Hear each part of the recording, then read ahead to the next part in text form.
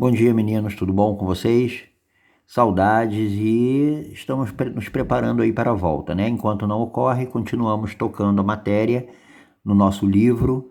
Depois das atividades que vocês fizeram na semana passada, temos de corrigir as questões passadas na aula retrasada, tá bom? Então vamos lá, pegando aí nosso livro nas páginas indicadas, que vai ser atividade de correção, começando na página 119. Então nós temos aí na 119 a questão número 1, do texto A Hora da Estrela, tá? Da famosa escritora Clarice Lispector.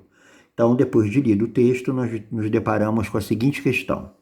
O narrador se aproxima de Macabeia e a questiona sobre o seu nome. Observando o comportamento da moça, como ela se sentia em relação à pergunta. Então, a questão do constrangimento, pois ela sentia vergonha do nome, até porque Macabeia não é um nome comum, não é?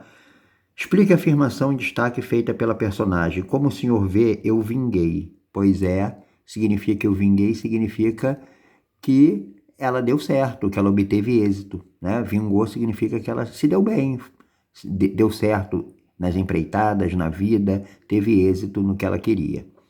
3. Macabeia fingia ter enorme curiosidade sobre os assuntos. Qual o motivo dessas simulações? Aí nós temos, né? Ela não era muito bem informada e não tinha conhecimento. Então o que ela fazia? Ela fingia curiosidade só para se adaptar e criar uma nova amizade, né? Era um fingimento mesmo para se dar bem. 4. Que tipo de narrador podemos identificar no texto? Claro que narrador personagem, pois além de contar, né, ela conta a história e também participa.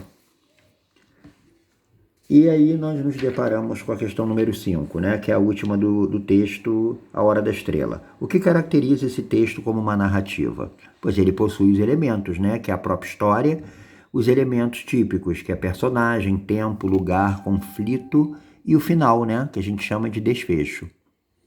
A questão número 6 já vai tratar do outro texto, né, do texto seguinte, da página 120, e na 121 nós temos as questões dele, começando com o número 6, para dar sequência, né?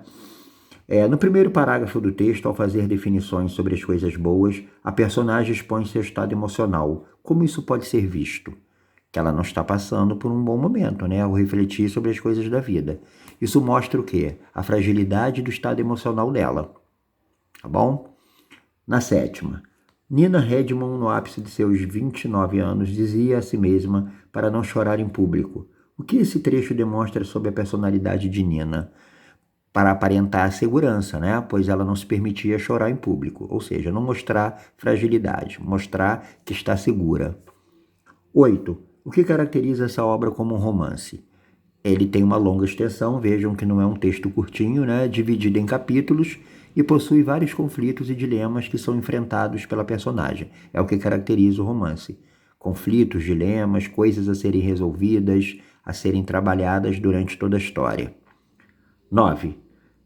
Lendo o parágrafo, né, nós vamos ver que a repetição da conjunção em destaque, que é a conjunção ou, sempre o ou, vai indicar sempre uma ideia de alternativa, ou alternância, como o nosso livro chama.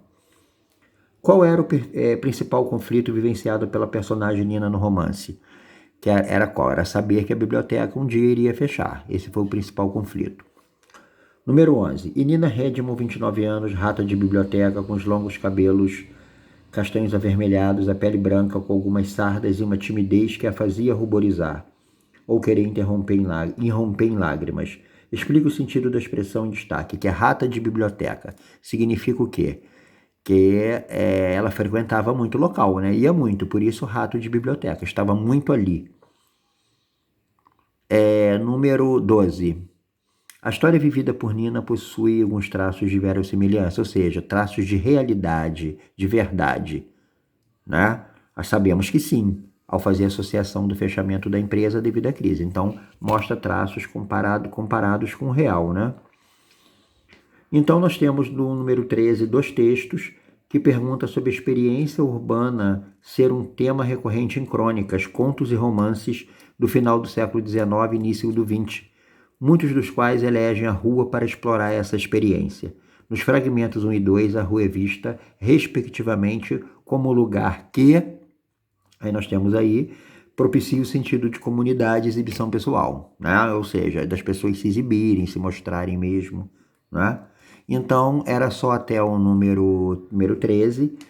Vai ficar aí, a partir da próxima aula, a gente vai combinar a sequência desse conteúdo, tá bom? E já iniciar o material do segundo bimestre. Tá bom, meninos? Vou ter contato aí com a direção, com a coordenação, né, da escola, para pegar o material que vocês fizeram, né, do trabalho passado, na aula passada, pegar para fazer uma avaliação de como vocês foram. Não se esqueçam de colocar as respostas aí, ou no livro ou no caderno, se preferirem. Quando ocorrerem perguntas que exigem respostas pessoais, não deixem de fazer, porque isso treina bastante a capacidade de expressão e de entendimento, tá? Fiquem com Deus aí, uma boa semana, até a próxima aula.